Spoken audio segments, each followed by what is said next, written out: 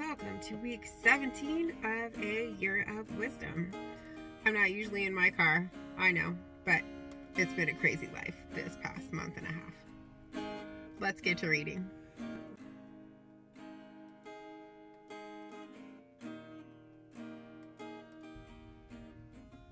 Day 113.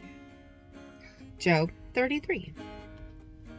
But now, hear my speech, O Job, and listen to all my words. See, I open my mouth. The tongue in my mouth speaks. My words declare the uprightness of my heart, and what my lips know, they speak sincerely. The Spirit of God has made me, and the breath of the Almighty gives me life. Answer me if you can. Set your words in order before me. Take your stand. See, before God, I am as you are. I too was formed from a piece of clay. No fear of me need terrify you. My pressure will not be heavy on you.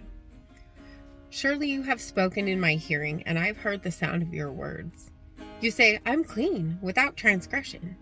I'm pure, and there is no iniquity in me. Look, he finds occasions against me. He counts me as his enemy.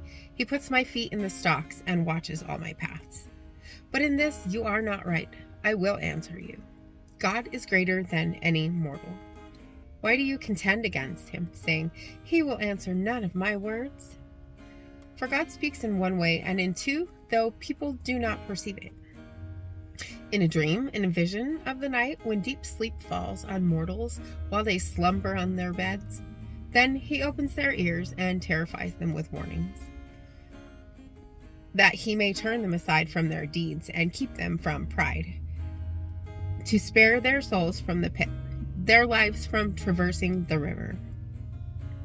They are also chastened with pain upon their beds, and with continual strife in their bones, so that their lives loathe bread, and their appetites dainty food. Their flesh is so wasted away that it cannot be seen, and their bones, once invisible, now stick out. Their souls draw near the pit, and their lives to those who bring death. Then, if there should be for one of them an angel, a mediator, one of 1,000, one who declares a person upright, and he is gracious to that person and says, deliver him from going down into the pit. I have found a ransom. Let his flesh become fresh with youth. Let him return to the days of his youthful vigor. Then he prays to God and is accepted by him. He comes into his presence with joy, and God repays him for his righteousness. That person sings to others and says, I sinned and perverted what was right, and it was not paid back to me. He has redeemed my soul from going down to the pit, and my life shall see the light. God indeed does all these things twice, 3 times with mortals, to bring back their souls from the pit, so that they may see the light of life. Pay heed, Job. Listen to me. Be silent, and I will speak. If you have anything to say, answer me.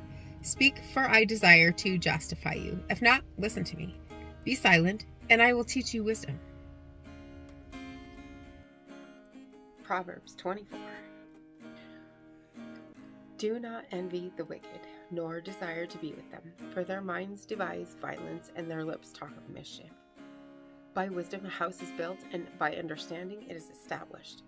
By knowledge the rooms are filled with all precious and pleasant riches. Wise warriors are mightier than strong ones, and those who have knowledge than those who have strength. For by wise guidance you can wage your war, and in abundance of counselors there's victory. Wisdom is too high for fools. In the gate they do not open their mouths. Whoever plans to do evil will be called a mischief maker. The devising of folly is sin, and the scoffer is an abomination to all. If you faint in the day of adversity, your strength being small, if you hold back from rescuing those who taken away to death, those who go staggering to the slaughter, if you say, look, we did not know this, does not he who weighs the heart perceive it?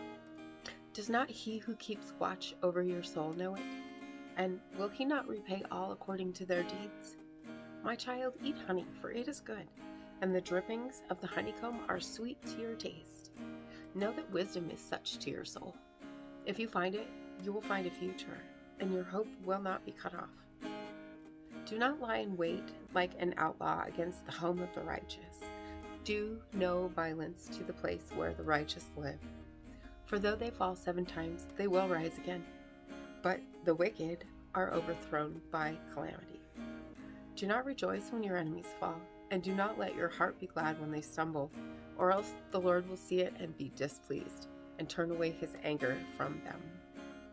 Do not fret because of evildoers. Do not envy the wicked, for the evil have no future. The lamp of the wicked will go out. My child, fear the Lord and the king, and do not disobey either of them. For disaster comes from them suddenly, and who knows the ruin that both can bring.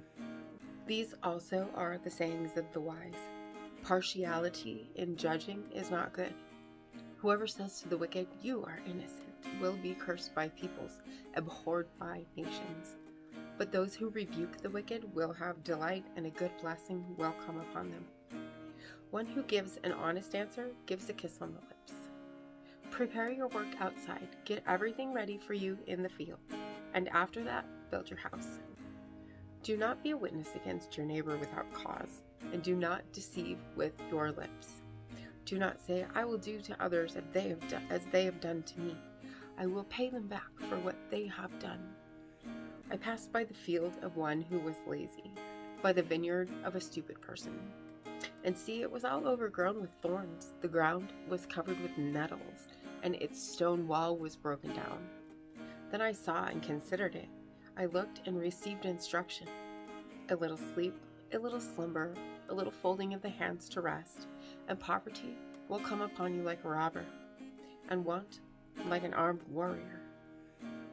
And as always, I am super grateful for you being here today. Don't forget to hit subscribe right there and click the bell and hit that like button too. And I will see you tomorrow for another reading. Maranatha. And my heart is worry worn. I know without a doubt you'll carry me out of the storm. I'm standing at the crossroads. I'm lost without a clue. I need a big pink neon sign to show me what to do. I thank you, Lord. It glorifies you when you're the only answer. I praise you, Lord, for holding what's too much for me. And I'm amazed by you, Lord, because nothing's too big and nothing's too small to